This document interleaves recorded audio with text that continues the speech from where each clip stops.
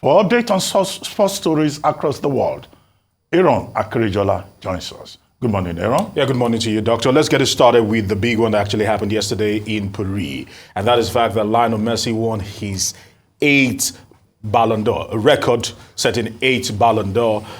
And as he stood, of course, he was heavily celebrated in that particular event that gathered the who is who in football in terms of players and also administrators, past and present. But Lionel Messi certainly lifting one above several others. Whether he's now the greatest of all time, still left to be seen, but this is how it actually played out in terms of the rankings, with Erling Haaland coming in second, Kylian Mbappe third, Kevin De Bruyne fourth, Rodri fifth, and our own Victor Osimhen placing 8th, which is actually very, very good. And if it gets better for Victor Osimhen, who knows? He might even make it into the top 5. We wish him all the best. The last African to have actually gone that far that we remember is Samuel Eto'o. But away from that, of course, you can actually see Bomati there talking about the lady who actually lifted the Ballon d'Or for the women. Kudos to her, because Aitina Bomati did it very well. Had a remarkable season. She adding to her UEFA award,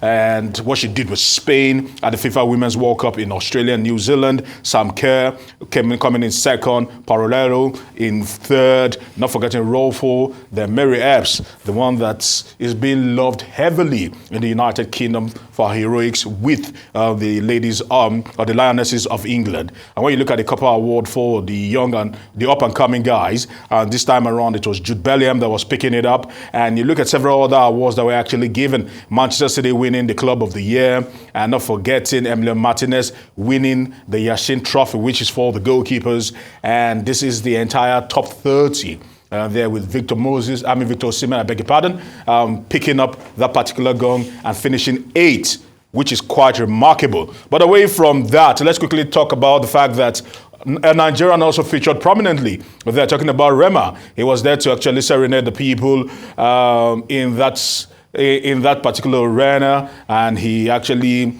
serenaded them with his very famous Calm Down song on the day. Now, moving away from that, more troubles for the embattled ex-FA boss of Spain, as FIFA, according to the Article 13, have actually suspended him from any footballing activities for 3 good years. So Luis Rubiales, at the moment, is actually, as they say, when he rains, he pours, and that is the case for Luis Rubiales, and he will not be participating in any football-related activities for the next 3 years. Away from that, later on today at the MK Abiola Stadium, the Super Falcons will be in action. We're wishing them all the best, as Olympic ticket is at stake, and we're hoping they actually can deliver this one this time around. Okay, still pressing it further away from this quickly. I must actually say that at the moment, Magic Johnson has actually joined the Pantheons of Greats. When you look at how things actually play out, at the moment he's worth $1.2 billion, just behind the great Michael Jordan, who is actually worth $3 billion, and not forgetting another sports star who is a billionaire in terms of Tiger Woods, who is worth $1.1 billion. Then LeBron James, King James himself, worth $1 billion. Funny enough, they're all blacks as it stands. Okay, of course, not forgetting Tom Brady. Tom Brady is also in the mix. But let's talk about the fact that Godwin Kienka has been trying to pioneer something that will serve athletes, and I'm happy about this because they call it the sports performance reward fund, and he's been pushing heavy for tennis and junior tennis. And this time around, he's looking at athletes, and they're saying that they're trying to gather monies together. Set up trust funds for athletes who have performed, and they get motivated and they get also remunerated heavily. And before I actually go, Rufai, we're just talking about this off air, and Dozie at the moment has actually bought a club. We know that he had interest to buy Sheffield United, but 1472 FC is the name. And at the moment, he's willing to pour his billions into a Nigerian club, a local club.